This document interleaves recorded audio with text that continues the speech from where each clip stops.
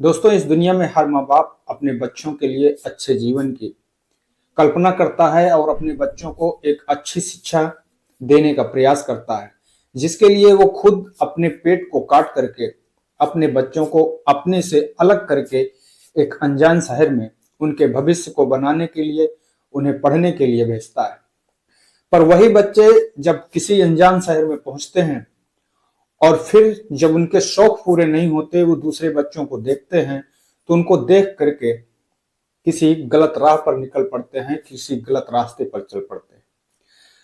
आज की भी कहानी ऐसे ही बच्चों की है जो अपने शौक पूरे करने के लिए, अपने खर्चों को पूरा करने के लिए एक ऐसे राह पर निकल पड़ते हैं, एक ऐसे रास्ते पर निकल पड़ते हैं जिसकी कभी किसी माँ बाप ने या फिर किसी ने कल्पना नहीं की होगी। और जितने लोग भी जब इस चीज को सुनते हैं, इस चीज को देखते हैं, तो वो लोग भी सोचने पर मजबूर हो जाते हैं। उनके पैरों के नीचे की जमीन खिसक जाती है कि आखिरकार वो बच्चे जो अपने भविष्य को बनाने के लिए अपने माँ बाप को छोड़ करके, अपने घर को छोड़ करके भविष्य को किस तरीके बर्बाद कर लेते हैं। जानने के लिए इस कहानी को, दोस्तों, इस कहानी को लास्ट तक जरूर सुनें। आदाब, नमस्कार, सत श्री अकाल। मैं सागर पटेल। दोस्तों, आज की ये जो सच्ची घटना है, आज की ये जो सच्ची कहानी है, इस सच्ची कहानी की शुरुआत होती है दरअसल दोस्तों उत्तर प्रदेश की राजधानी लखनऊ से। लखनऊ का एक थाना पड़ा करता है गोमती नगर, और जो उस थाने के इंचार्ज साहब होते हैं जिनका नाम होता है चक्रेश मिश्रा। तारीख जून का महीना होता है, गर्मी का समय होता है। उस समय जो इंचार्ज साहब होते हैं वो अपने साथियों के साथ में थाने के अंदर जो मैदान होता है उस मैदान पर कुर्सी डाल करके बैठे होते हैं। उसी समय रात करीब 8:30 का समय होता है। एक व्यक्ति बाइक से वहां पर आता है और आकर के वो जो इंचार्ज साहब होते हैं उन इंचार्ज साहब से कहता है कि साहब, मैं आज आपके लिए बहुत अच्छी खबर लेकर के आया हूं, जिसे सुन करके शायद आप खुश हो जाएंगे। वो जो इंचार्ज साहब होते हैं वो उस व्यक्ति से कहते हैं कि ऐसा है कि पहले आप चुप शांति से बैठ जाइए, ठीक से बैठ जाइए, और उसके बाद में जो बात है वो आराम से हमको बताइए। तब वो जो व्यक्ति होता है वो वहां पर बैठ जाता है और बैठ करके फिर इंचार्ज साहब से कहता है कि साहब, हमें आज एक जानकारी मिली है, हमें आज एक सूचना मिली है कि जो हमारे क्षेत्र में, हमारे इलाके में एक सेक्स रैकेट चलता है, पर साहब उसको पकड़ पाना इतना आसान नहीं होगा। पर आज आपके पास में बहुत अच्छा मौका है। अगर आप आज इस मौके को निकाल देते हैं तो फिर शायद ये मौका कभी दोबारा आएगा कि नहीं आएगा, ये नहीं मालूम है। जो इंचार्ज साहब होते हैं वो कहते हैं कि देखो, ऐसा है, जो भी बात है वो हमें साफ साफ बताइए, इस तरीके से हमें घुमाइए मत। तब वो जो व्यक्ति होता है वो इंचार्ज साहब को पूरी बात बताता है। उसके बाद में इंचार्ज साहब कहते हैं कि चलिए ठीक है, अगर आज हम लोगों के पास में मौका है तो इस मौके को आज हम निकलने नहीं देंगे। और उसके बाद में वो तुरंत अपनी टीम को तैयार करते हैं, अपनी टीम को सूचना करते हैं और अपनी टीम से कहते हैं कि आज रात 2 बजे के बाद हम लोग एक जगह पर चलेंगे। उनकी जो टीम होती है वो तैयार हो जाती है और उसके बाद में जो इंचार्ज साहब होते हैं वो अपनी लगभग 2:30 बजे के आसपास लखनऊ में एक किठौत झील पड़ती है, उस किठौत झील के पास में अपनी जो गाड़ी होती है वो रोड के किनारे लगा देते हैं और वहां पर चेकिंग अभियान चालू कर देते हैं। उसके बाद में जितनी भी गाड़ियां उस रोड से आ रही होती हैं, जा रही होती है, उन सारी गाड़ियों की तलाशी लेने का काम शुरू हो जाता है। लगभग वही 15 से 20 मिनट बीते होते हैं कि जो थानेदार साहब होते हैं वो देखते हैं कि जो एक गाड़ी आती है, पर जैसे ही वो देखती है कि आगे पुलिस की चेकिंग लगी हुई है तो वो लगभग 50 मीटर की दूरी पर पहले ही गाड़ी रुक जाती है। और रुकने के बाद में उस गाड़ी से एक व्यक्ति उतरता है, एक लड़का उतरता है जिसकी उम्र बहुत ज्यादा नहीं, 20, 21, 22 साल के आसपास रही होगी।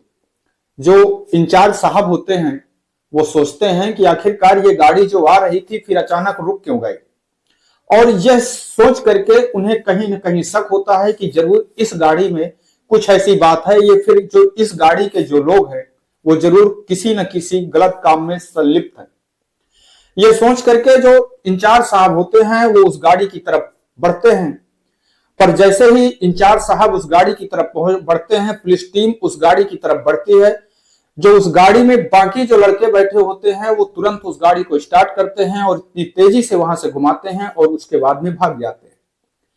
इंचार्ज साहब वो लोग इतनी जल्दी भागते हैं कि जो वो लड़का नीचे उतरता है वो उस गाड़ी में बैठ भी नहीं पाता और वो वहीं पर छूट जाता है।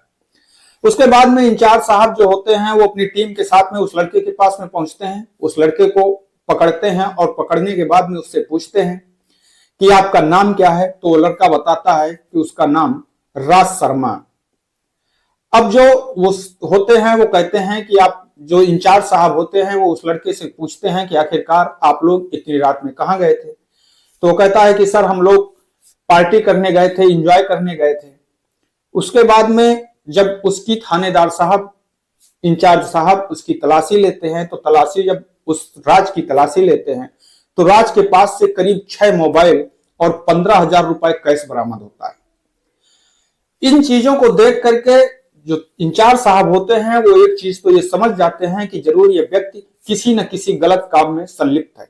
और उसके बाद में उससे जब जोर से सख्ती से पूछ की उस लड़के को, राज को, इंचार्ज साहब थाने लेकर के आते हैं और उसके बाद में जब उससे पूछताछ करते हैं, उसके ऊपर दबाव डालते हैं, तब वो जो लड़का होता है, जो राज होता है, वो अपने उन तीनों साथियों का नाम बताता है और उनका एड्रेस देता है। उसके बाद में जो पुलिस होती है उन तीनों जो राज के 3 दोस्त होते हैं उन तीनों दोस्तों के पास में पहुंच जाती है और उनको पहुंच करके फिर उनको जब अपनी हिरासत में लेती है और उनके नाम पूछती है तो उनमें जो होता है, एक का नाम अनिल होता है और फिर दूसरे का नाम दिवाकर होता है और जो तीसरा होता है, तीसरे का नाम अमन होता है। अमन और जो राज होते हैं वो एक ही कॉलेज में पढ़ा करते हैं, बल्कि अनिल और जो दिवाकर होते हैं ये वही लखनऊ में एक प्राइवेट कंपनी में जॉब किया करते हैं।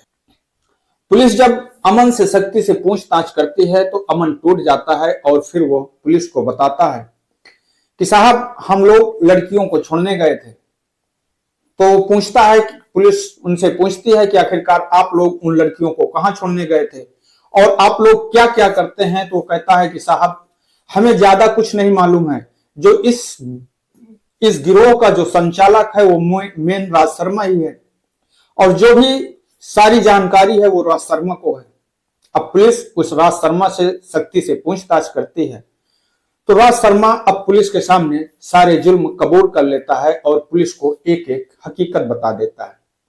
दरअसल दोस्तों, राज शर्मा जो कि एक कॉलेज में पढ़ा करता है, एक यूनिवर्सिटी में पढ़ा करता है, उसी यूनिवर्सिटी की एक लड़की पढ़ा करती है। दोनों के बीच में दोस्ती हो जाती है और फिर दोनों बॉयफ्रेंड और गर्लफ्रेंड हो जाते हैं, एक दूसरे के साथ में संबंध बनाने लगते हैं, एक दूसरे के साथ में बातचीत होने लगती है।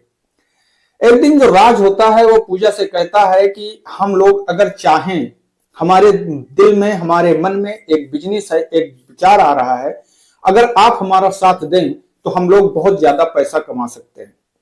तो जो पूजा होती है वो कहती है कि आखिरकार हमें क्या करना होगा।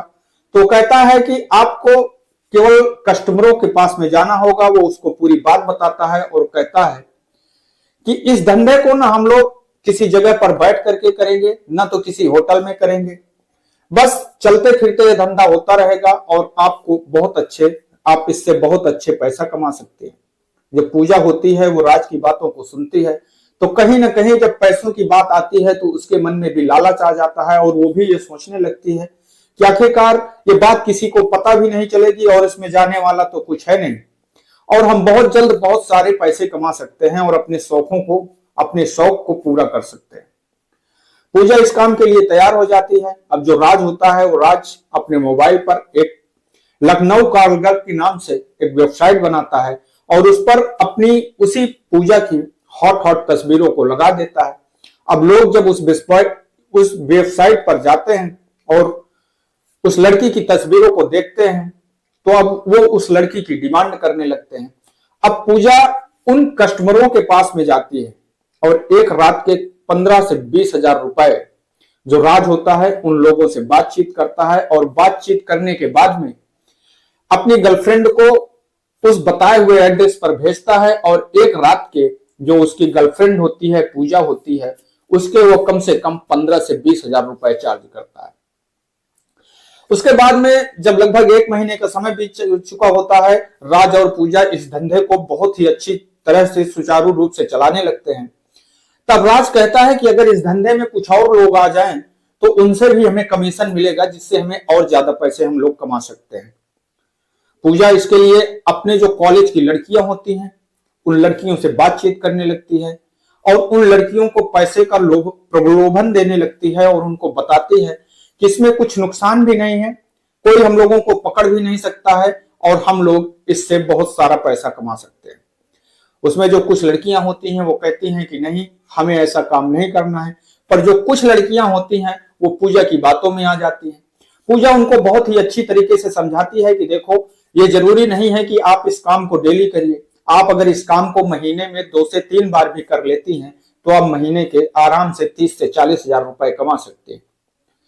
अब जो उसकी 2 सहेलियां होती हैं जिनका नाम उसकी जो 2 सहेलियां होती हैं जिनका नाम नंदिनी और राशि होता है, वो भी अब पूजा के साथ में इस धंधे में उतर जाते हैं और उसके बाद में वो तीनों अब इस धंधे को बाखूबी करने लगते हैं। उस रात भी जो राज होता है और जो राज के दोस्त होते हैं वो उन लड़कियों को अपनी साथ में गाड़ी में बैठाते हैं और गाड़ी में बैठाने के बाद में जिन जिन जगहों पर उन लड़कियों की मांग होती है उन जगहों पर उनको छोड़ करके रात में 2:30 बजे के करीब वो अपने रूम पर वापस आ रहे होते हैं।